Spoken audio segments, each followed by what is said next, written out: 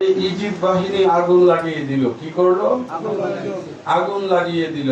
তারা নবীর খানদানের প্রত্যেকটা মহিলার খিমার মধ্যে ঢুকে তারা সেখানে তাবু লুট করলো। তারা নির্মম ভাবে অত্যাচার সেখানে শুরু করলো। আশিকে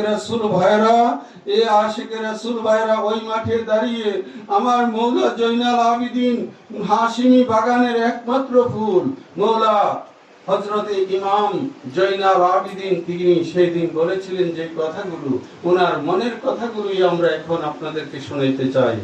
ওরে কে জানাজা পড়াবে, হায়রে দাফন কে করিবে রে, ইমাম জয়নাল আবিদিন কান্দে কারবালায় রে, আমার বাবার জানাজাকে পড়াবে, হায়রে দাফন কে করিবে রে, ইমাম জয়নাল আবিদিন কান্দে কারবালায় রে, ইমাম জয়নাল আবিদিন কান্দে কারবালায়